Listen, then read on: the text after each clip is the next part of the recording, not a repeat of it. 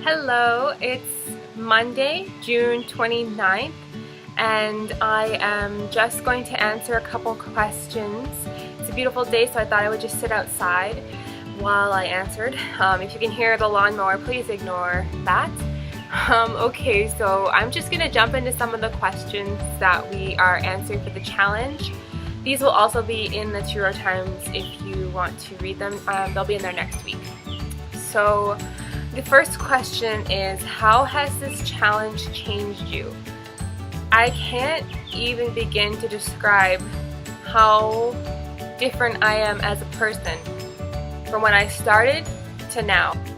I feel like I was part of this culture where everything is just disposable and you don't put any more thought into it. You just use something and then you throw it away without even considering where that's going or how that is impacting like ecosystems and the world that we live in, just throwing off the balance of everything in the world. So that's been a huge eye-opener for me. Like, I think so much now about what's gonna happen to something if I say I go out and I want to buy something to eat, but it comes in like a packaging, or it's just everything. Like, I went to some place and they always give you those paper mats, and they're just disposable pieces of paper that they just throw away after you're finished eating, and it's so just wasteful.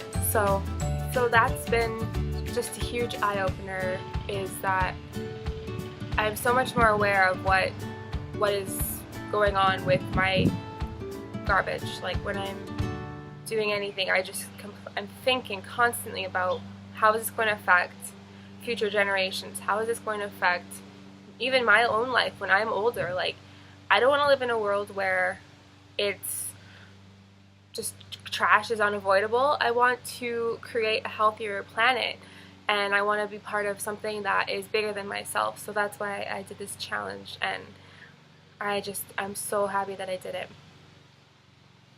Question number 2. Do you think you're going to continue living this way after the challenge is over? Absolutely yes. I mean, I probably won't be as strict. I went pretty hardcore. Like, I wouldn't take straws. There was so much that I just wouldn't do. I'm trying to think of an example. Well, yeah, just like even with the chocolates, I brought my own glass container to the chocolate store and had them fill that up and weigh it, instead of just getting them to put it in a bag or getting a little box that would just be discarded, right? I've gone pretty far with it, but I mean, there's so much that I could do to improve it, and I'm definitely going to keep implementing certain things. Like, for one example being, I'm going to bring a refillable water bottle with me everywhere. The idea that you have to pay for water is ludicrous. I'm definitely continuing on. I can't imagine going back to the way I was before. Just how wasteful I was of things. Like,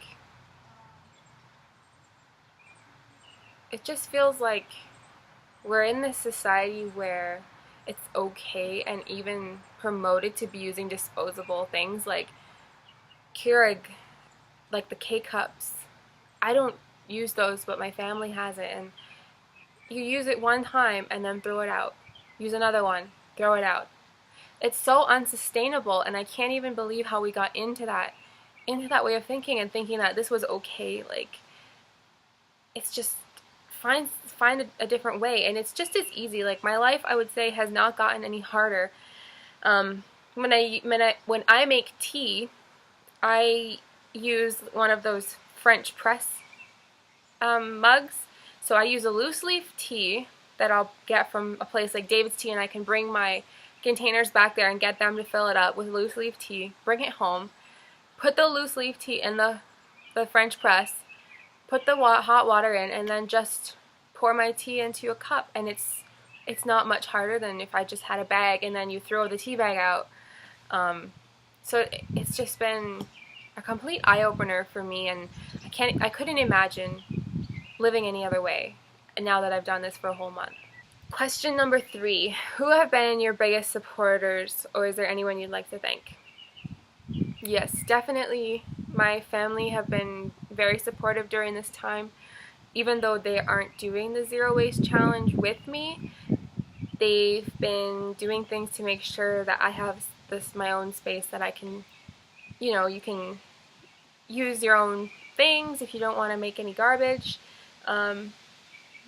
I would like to thank, just my mom, my dad, and my brother, the people that I live with, for being so encouraging. And my dad especially, he's been very on board with this and very proud of everything that I've been doing. Question number 4. What advice would you give to someone who wants to reduce their waste?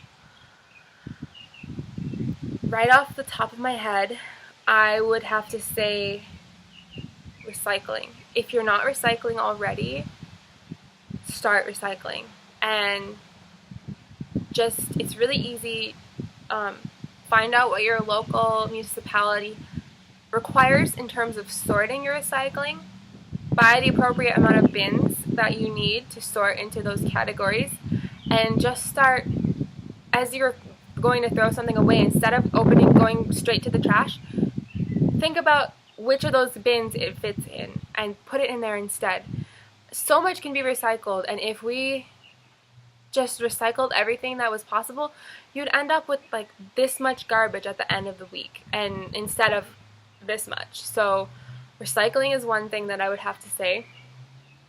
Number 2, I would say, and not even just to reduce your waste, but to reduce your impact on the planet, shop local at farmers markets if possible, because those things are usually, typically from around your area, from farmer to or local to where you live, and that means that the food doesn't have to be transported all the way from Mexico. Like sometimes you are buying something in the grocery store, I think, what was I buying, and it said product of Mexico, like strawberries, just a lot of stuff says product of Mexico, like avocados, those sorts of things. If you can find a farmer's market near you that has seasonal food and local farmers, do it, because that is a great way to just reduce your overall carbon footprint, and as well as not have to purchase things that have the little produce sticker on there. So that would be another suggestion for somebody who wants to reduce their waste. Another suggestion that I have would be to buy things in bulk or with minimal packaging. Like, for example, my shower now is pretty much completely zero waste, and I just have bars. So I have a bar of soap that I use to wash my body. I have another bar that's like a moisturizing bar that I use after I'm done showering. I have now a shampoo bar and a face wash bar. And I can buy those things from a store like Lush, which is in Hamilton now. And you can buy it without any packaging. You can get them to cut it to the exact size that you want. You can buy however many you need. And that's a key thing, is buy what you need. Don't buy more than what you need because you think you need it. That just creates so much waste. If you're buying something because you're like, oh, I'm probably going to need that in a month or two, and then you don't end up needing it, you just end up throwing it in the garbage, that's such a huge waste. So buy only what you need, and buy bulk if possible. For example, even though you can recycle those plastic body wash and shampoo bottles and that sort of thing, those are recyclable, but the goal is to not have to create the demand for those products in the first place, so that they don't have to be made, which is what I'm aiming to do. So that would be another suggestion. Another piece of advice that I would give to somebody who wants to reduce their waste is to buy your own reusable containers and cloth bags that you can bring to the grocery store with you. And I also use these little glass containers that I found at Sears, but they also have them at Walmart, that have these snap-on lids.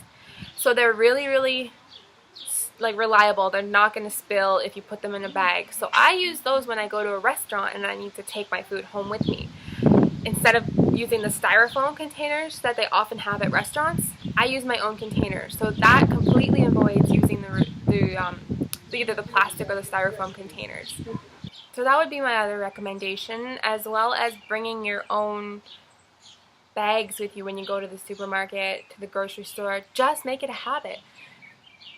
Just have your bags. I mean, I'm sure everyone has them. We even get them now just from buying things at stores. Like, I know that Roots, which used to be around here, used to just give you a completely reusable bag every time you bought something there. So I personally have tons of reusable shopping bags at my house, and so I will just bring those with me.